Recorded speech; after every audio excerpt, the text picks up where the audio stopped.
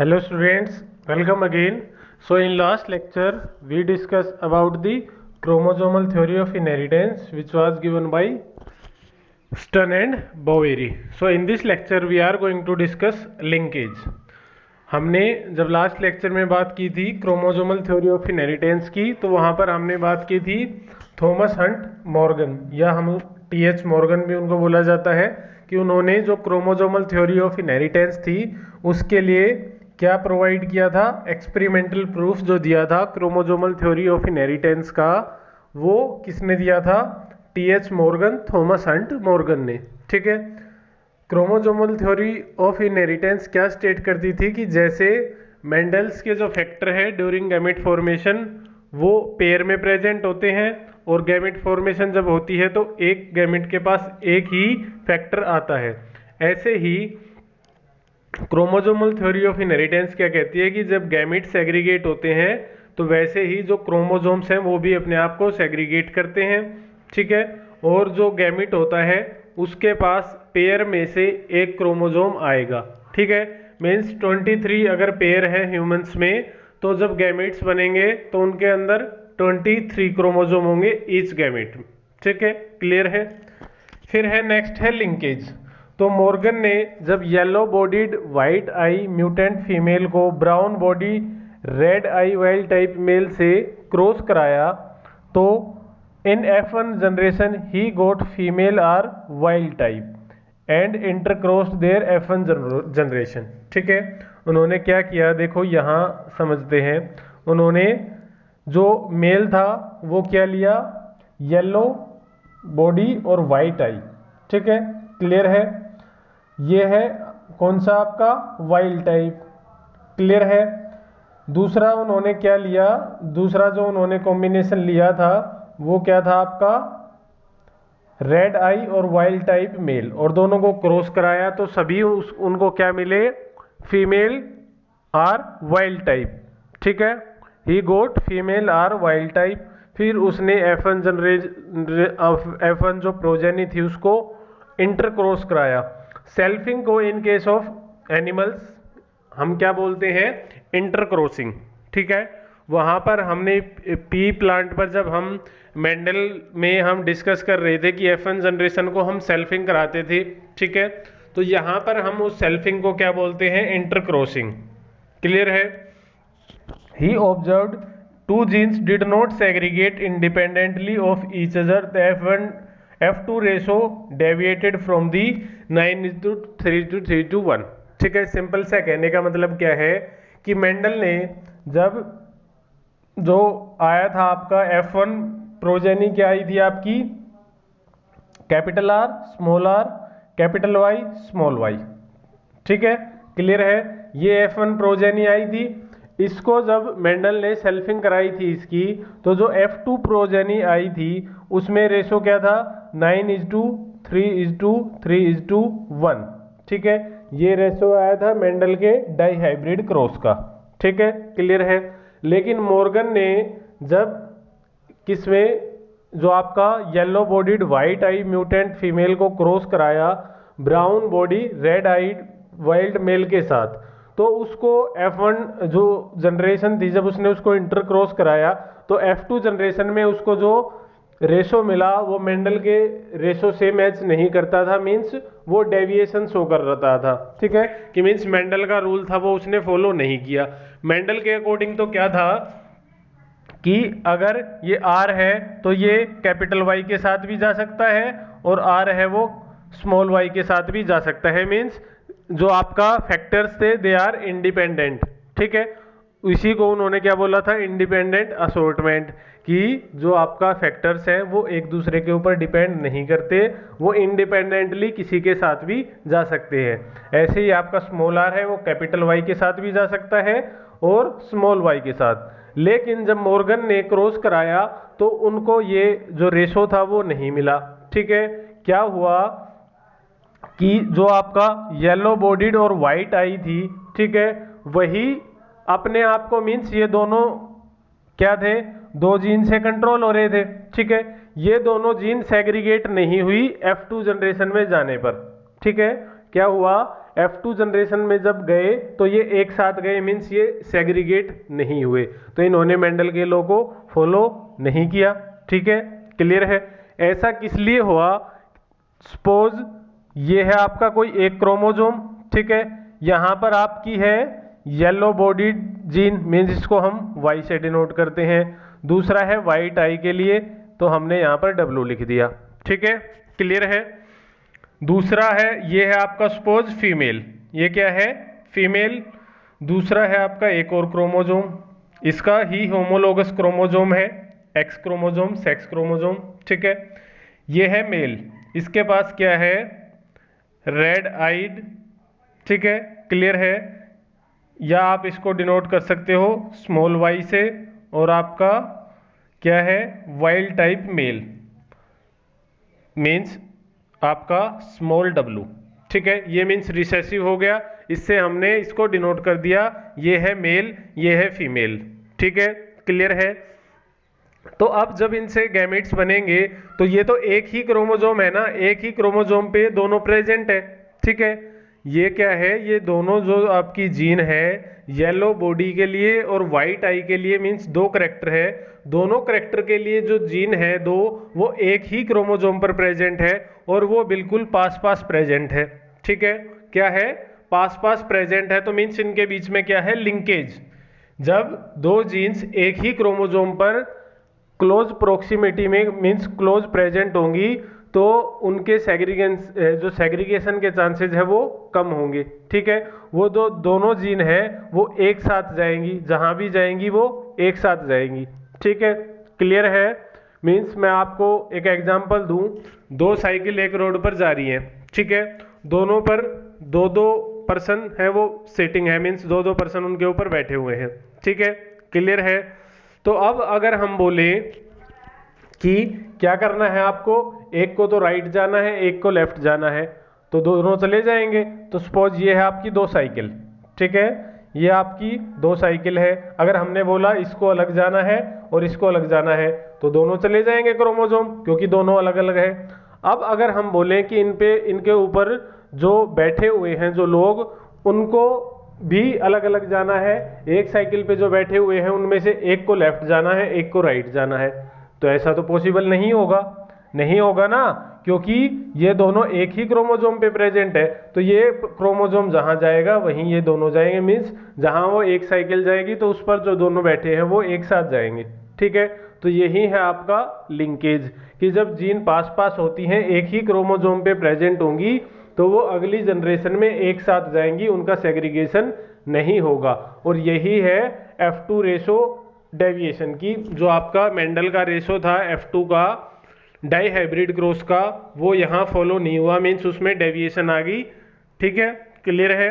तो यहाँ पर क्या हुआ कि जो रेशो था वो अलग आया, क्योंकि यहाँ पर लिंकेज थी। ठीक है, तो ये एक साथ जनरेशन में, जो नेक्स्ट जनरेशन में उसमें पास हो गए। ठीक है, ये है आपका लिंकेज, कि जब दो जीन है एक ही क्रोमोजोम पर बिल्कुल पास पास प्रेजेंट होंगी, तो वो सेग्रीगेट नहीं होंगी, नेक्स्ट जनरेशन में वो एक साथ जाएंगी, मीन्स इंडिपेंडेंट नहीं है वो। ठीक है, एक दूसरे के ऊपर डिपेंड है। Gene that inherited together with other gene as they are located on the same chromosome are called linked gene। ठीक है, ऐसी जीन्स जो पास पास प्रेजेंट है और नेक्स्ट जनरेशन में एक साथ जाती हैं, एक साथ इनहेरिट होती हैं, उन जीन्स को हम क्या बोलते हैं? Linked genes. क्या बोलेंगे? Linked genes. Inheritance of two genes together is called linkage, कि जब वो दोनों जीन्स एक साथ इनहेरिट हो रही है, नेक्स्ट जनरेशन में एक साथ जा रही है, इसी को हम क्या बोलते हैं? लिंकेज। ठीक है, तो लिंकेज समझ में आया क्या है? कि जब एक क्रोमोजोम पर जो दो जीन है वो पास पास प्रेजेंट हो, ठीक है, और नेक्स्ट जनरेशन में वो एक साथ जाए बिना सेग्रीगेट हुए, तो उसको हम बोलेंगे लिंकेज। ठीक है, क्लियर है। अब देखो इसमें एग्जाम्पल भी दिया हुआ है आपका, क्लियर है। ये है आपका येलो और वाइट, ये है वाइल्ड टाइप। ठीक है, क्लियर है। अब इसमें देखो जो वाई है और डब्लू है बिल्कुल पास में प्रेजेंट है।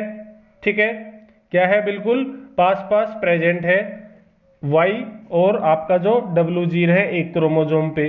ठीक है, क्लियर है।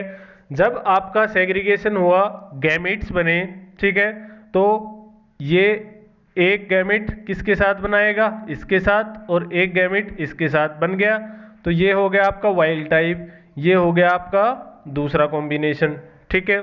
ये क्या है आपका वाई क्रोमोसोम मुड़ा हुआ है, ये है वाई क्रोमोसोम, क्योंकि हम यहाँ पर सेक्स लिंक्ड जो जीन है उनकी बात कर रहे हैं, मीन्स जो जीन है वो सेक्स क्रोमोसोम पर प्रेजेंट है, इसलिए हम मेल फीमेल की बात कर रहे हैं, ठीक है, क्लियर है। अब देखो इनसे गैमेट्स बने, अब गैमेट्स जो बनेंगे उसमें देखो पेरेंटल टाइप कितना है, पेरेंटल टाइप है 98.7%, ठीक है, और रिकॉम्बिनेंट कितने हैं 1.3%। रिकॉम्बिनेंट का मतलब है नए कॉम्बिनेशन, और पेरेंटल का मतलब है जैसे पेरेंट थे, ठीक है। तो वहां पर तो हमारे पास जो मेंडल के केस में होता था, जो गैमेट्स बनते थे वो चारों इक्वल बनते थे, हमारा रेशियो क्या आता था 1:1:1:1 जब हम टेस्ट क्रॉस करते थे, ठीक है, मीन्स हमारे पास गैमेट्स जो बनते थे वो इक्वल बनते थे। लेकिन यहाँ पर देखो जो गैमेट्स बन रहे हैं वो पेरेंटल टाइप तो 98.7% है, और रिकॉम्बिनेंट सिर्फ कितने हैं 1.3%, ठीक है, रिकॉम्बिनेंट कितने हैं ओनली 1.3%। तो मीन्स क्या हुआ कि जो पेरेंट में YW साथ साथ प्रेजेंट थे वो जब नेक्स्ट जनरेशन में जाएंगे तो वो साथ साथ प्रेजेंट होंगे, उनके अंदर रिकॉम्बिनेंट नहीं बनेंगे, मीन्स जो रिकॉम्बिनेशन होंगे वो कम बनेंगे, ठीक है। तो आपको पेरेंटल टाइप कितना दिख रहा है 98.7%, क्योंकि जो जीन्स है वो बिल्कुल क्या है क्लोज प्रेजेंट है, ठीक है, क्लियर है। तो यहाँ पर F2 जनरेशन में जब आप देखोगे तो क्या है, देखो YW बिल्कुल ये पास में है, फिर साथ है, ये अगेन दोनों साथ है, ठीक है। तो मीन्स जो आपका पेरेंटल टाइप है वो ज़्यादा होगा, ठीक है, क्योंकि जीन्स है वो सेग्रीगेट नहीं हो पाएंगी अगर वो एक ही क्रोमोसोम पर बिल्कुल पास प्रेजेंट है, तो हमें पेरेंटल जो कॉम्बिनेशन है वो ज़्यादा देखने को मिलेगा, रिकॉम्बिनेंट है वो कम देखने को मिलेंगे, ठीक है। अब हम दूसरा केस देखते हैं, ठीक है। सेकंड केस में क्या है हमारे पास, देखो अब देखो इसमें जो W जीन है और जो M जीन है वो दूर दूर प्रेजेंट है, ठीक है, क्या है यहाँ पर देखो YW बिल्कुल पास प्रेजेंट है, और यहाँ पर देखो W और जो M है उनके बीच में डिस्टेंस ज्यादा है, मीन्स एक क्रोमोसोम पर तो प्रेजेंट है लेकिन वो दूर दूर प्रेजेंट है, ठीक है। तो यहाँ पर जब आप देखोगे तो आपको रिकॉम्बिनेशन ज्यादा देखने को मिलेंगे, मीन्स रिकॉम्बिनेशन है वो as compare to first case से आपको रिकॉम्बिनेशन है वो ज्यादा देखने को मिलेगा, ठीक है। देखो अब इसमें पेरेंटल टाइप कितना है 62.8%, जबकि पहले वाले में क्या था 98.7%। मीन्स यहाँ पर जब जीन ज्यादा दूर दूर है कि क्रोमोसोम पे तो यहाँ रिकॉम्बिनेशन के चांसेस है, यहाँ क्रॉसिंग ओवर है उसके चांसेस ज्यादा है, अगर वो पास प्रेजेंट है तो उसमें क्रॉसिंग ओवर के चांसेस कम होंगे। अब क्रॉसिंग ओवर का आपको पता होगा क्या है, जैसे आपका, ठीक है, ये क्रोमोसोम है, क्लियर है, और आपका ये कोई क्रोमोसोम है ऐसे, ठीक है, पेयर में प्रेजेंट है।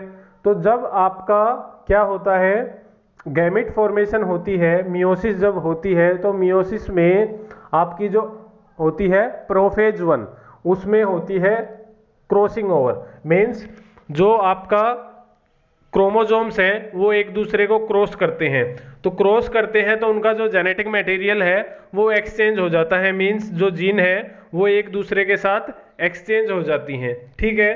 तो उस एक्सचेंज को बोलते हैं हम क्रॉसिंग ओवर, ठीक है, क्लियर है। तो अब देखो ये जो आपका जीन है, मीन्स सपोज करो ये कोई जीन है, ठीक है, इस पे एक ए जीन है, एक बी जीन है, एक सी जीन है, एक आपका डी जीन है, ठीक है, क्लियर है। तो अब इस पर अगर क्रॉसिंग ओवर होता है मीन्स ये क्रॉसिंग ओवर हो गया ऐसे, ठीक है, ये ऐसे क्रॉसिंग ओवर हो गया, तो जो सी जीन है वो किसके पास चली जाएगी इस क्रोमोसोम के पास, ठीक है। लेकिन जो आपका ए जीन है वो तो सी से बहुत ज्यादा दूर है, तो सी और ए का कोई भी लिंकेज नहीं है, मीन्स लिंकेज यहाँ पर कम है क्योंकि डिस्टेंस ज्यादा है। तो लिंकेज जब डिस्टेंस कम होगा दो जीन के बीच में तो लिंकेज ज्यादा होगी और एक जनरेशन में जाने के चांसेस ज्यादा होंगे, मीन्स एक साथ जाने के चांसेस ज्यादा होंगे। अगर एक ही क्रोमोसोम पे दो जीन दूर दूर प्रेजेंट हैं तो उसमें जो क्रॉसिंग ओवर है उसके चांसेस ज़्यादा है, मीन्स जो रिकॉम्बिनेशन होगा वो ज़्यादा बनेंगे। ठीक है, तो अब यहाँ पर रिकॉम्बिनेशन है, मीन्स जब ये अलग अलग होंगे, ठीक है, तो इसमें से आपको क्या हो जाएगा, जब आपका नया कॉम्बिनेशन बनेगा तो ये जो क्रोमोसोम होगा उसके पास ए जीन होगी, बी जीन होगी और डी जीन होगी। ठीक है, सी वाली इसी क्रोमोसोम में चली जाएगी। ठीक है, तो मीन्स उससे जो नया आपका सपोज जो पहले वाला था उसके पास ई, एफ और जी जीन प्रेजेंट थी और उसके पास सी जीन और आ गई इस वाली, तो अब ये हो गया रिकॉम्बिनेशन। ठीक है, क्लियर है।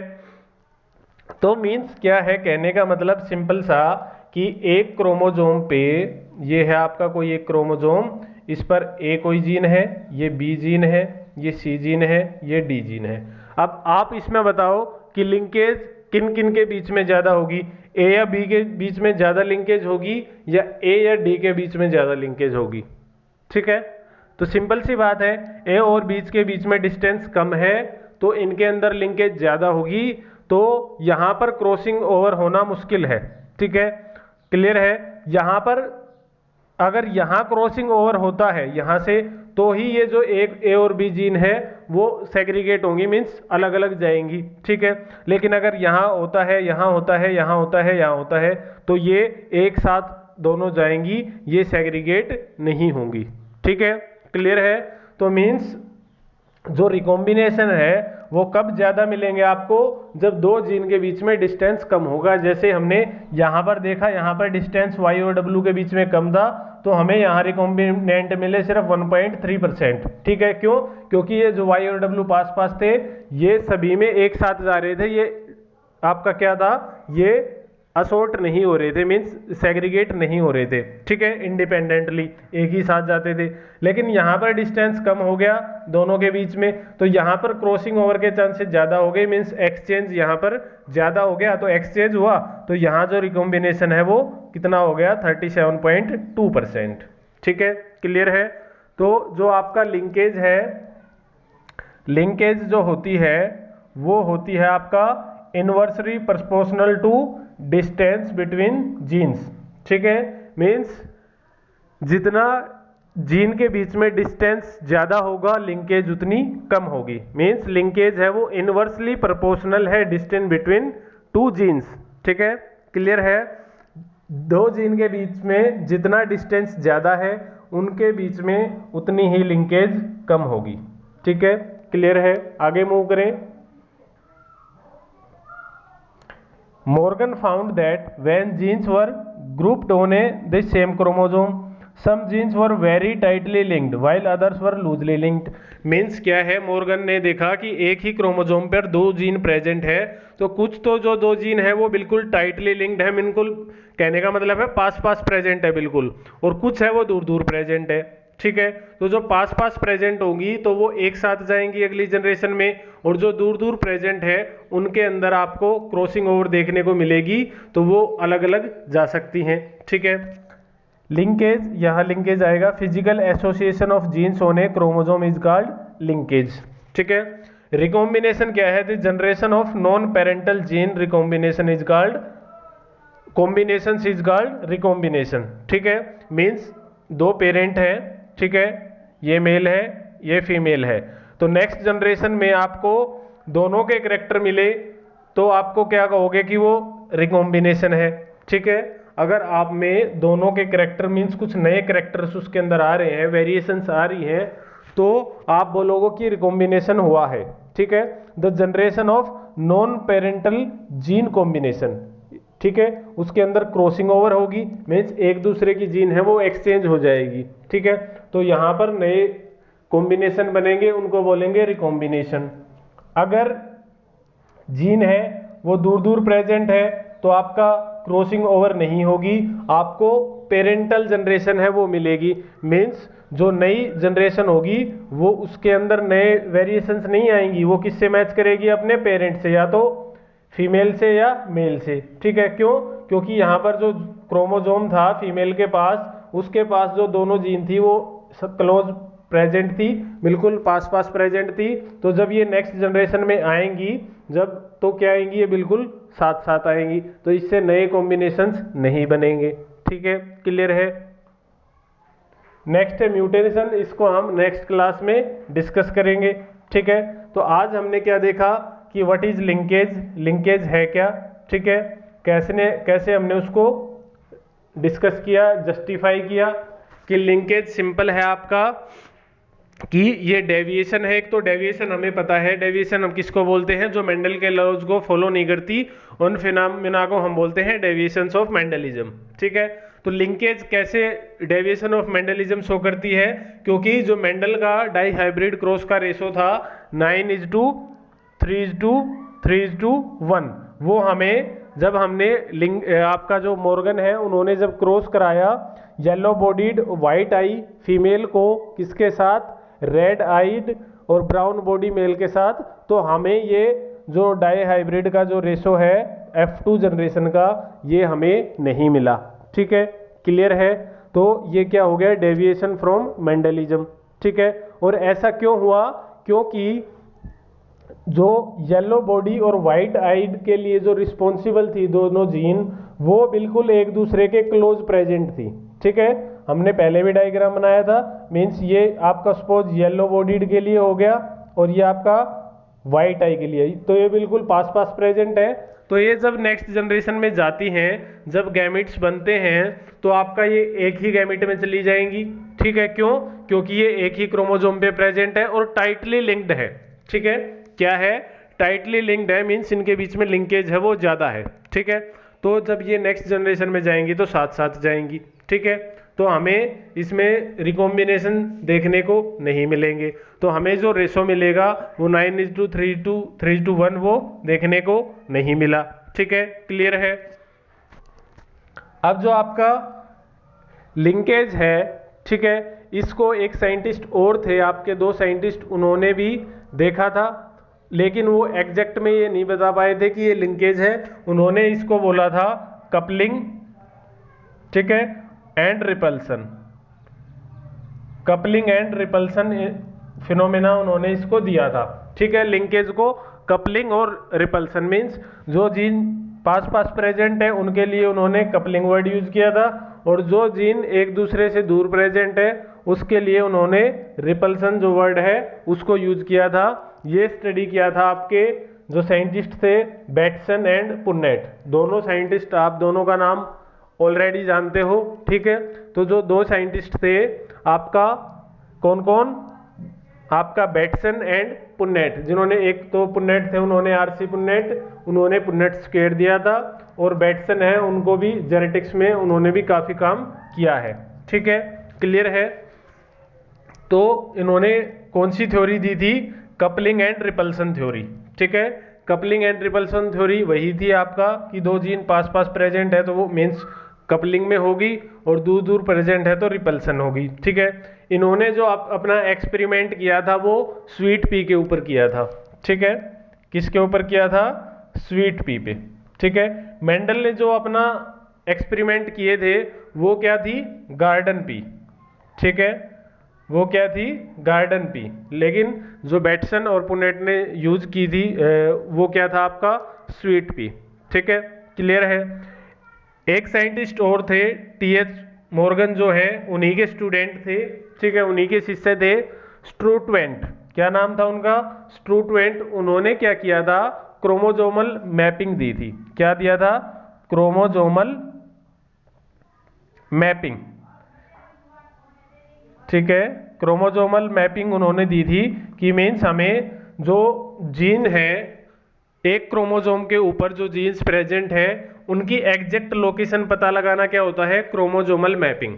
क्या है क्रोमोजोमल मैपिंग, कि क्रोमोजोम्स के ऊपर जो जीन्स प्रेजेंट है उनकी लोकेशन बताना कि कौन सी जीन कहाँ पर प्रेजेंट है।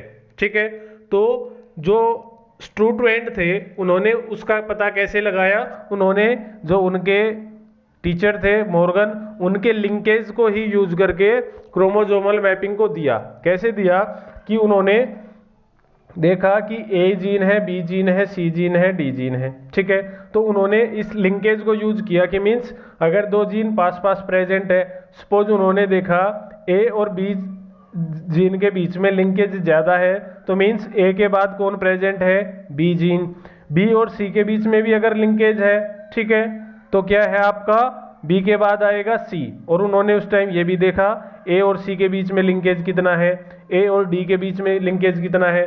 तो उन्होंने जीन्स के बीच में जो डिस्टेंस है, उनके बीच में जो लिंकेज है, उसको बेस बनाकर और क्रोमोसोमल मैपिंग का स्टार्टिंग की थी सबसे पहले, ठीक है।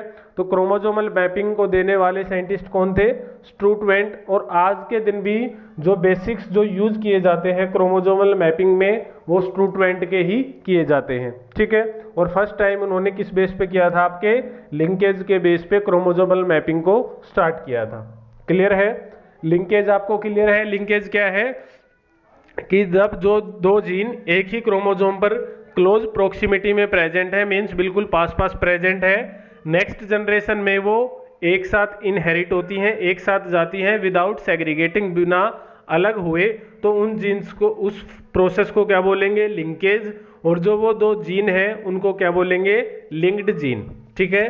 दो जीन जो एक साथ नई अगली जनरेशन में जारी है बिना अलग हुए, उनको बोलते हैं हम, क्या बोलेंगे उनको, लिंक्ड जीन, ठीक है। क्लियर है। और दो जीन जितना पास पास प्रेजेंट होगी, उनके बीच में लिंकेज उतनी ज्यादा होगी, ठीक है। और नेक्स्ट जनरेशन में हमें पेरेंटल ज्यादा देखने को मिलेंगे, ठीक है। अगर दो जीन है एक ही क्रोमोसोम पर प्रेजेंट है लेकिन दूर दूर प्रेजेंट है, तो वहां पर हमें रिकॉम्बिनेशन ज्यादा देखने को मिलेंगे। क्यों?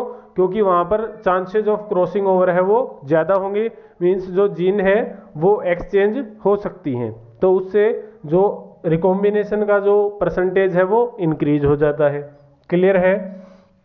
तो नेक्स्ट क्लास में हम क्या डिस्कस करेंगे, एक तो आपका सेक्स डिटर्मिनेशन, हम एनसीईआरटी से थोड़ा हमने अलग किया, उसमें जो आपका सेक्स डिटर्मिनेशन है वो पहले दे रखा है, तो नेक्स्ट लेक्चर में हम उसको कवर करेंगे, sex determination in insects, birds and humans, ठीक है। 3 केस हमें स्टडी करने हैं, बर्ड्स के अंदर, इंसेक्ट्स के अंदर और आपका ह्यूमंस के अंदर। और हम उसमें 3rd चैप्टर में ऑलरेडी डिस्कस भी कर चुके हैं कि ह्यूमंस के अंदर सेक्स डिटर्मिनेशन कैसे होता है, फिर भी हम नेक्स्ट क्लास में और देखेंगे, ठीक है। क्लियर है। तो आई होप जितना आज हमने कवर किया है वो आपको क्लियर होगा। और जेनेटिक्स में जितना आप कवर करते हो, एक दिन में जितना होता है आपका, प्लीज़ उसको रिवाइज किया करो, नहीं तो आपको अगर इसमें दिक्कत होगी तो फिर आपको पूरा चैप्टर है, क्योंकि इसमें जो आपके टॉपिक्स है वो इंटरलिंक्ड है, ठीक है, इंटरलिंक्ड है। एक टॉपिक अगर आपको समझ में नहीं आता बीच में से, तो आपके कई सारे टॉपिक्स में कंफ्यूजन हो सकता है। और अगर आप एक एक टॉपिक को बिल्कुल अच्छे से क्लियर करते चलते हो, तो आपका बेस जो है वो स्ट्रॉन्ग होगा, और आप जितने भी एमसीक्यू नीट में या किसी भी कॉम्पिटिटिव एग्जाम में आते हैं तो आप उनको क्रैक कर पाओगे, ठीक है। क्योंकि यहाँ पर जो क्वेश्चन आते हैं वो कंसेप्चुअल आते हैं, आपको गैमिट्स बनाने के क्वेश्चन आएंगे, आपसे जीनोटाइप फिनोटाइप जो है वो निकालना पूछेंगे, लिंकेज पूछेंगे कि इन दो जीन के बीच में लिंकेज निकालो, ठीक है। क्लियर है। क्रोमोसोमल मैपिंग पे भी क्वेश्चन आ सकता है, ठीक है। तो मीन्स जितना हो जाए उतना आप डेली रिवाइज किया करो। जो अगर आपके पास कोई भी रेफरेंस बुक है उसमें कोई भी क्वेश्चन मिलते हैं एमसीक्यू टाइप, तो उनको सोल्व करने की कोशिश किया करो। अगर आपसे वो नहीं बनते हैं तो आप you can always ask to me, ठीक है। आप कभी मेरे से पूछ सकते हो, कोई भी क्वेरी हो directly you can message me, ठीक है students. Take care, bye bye.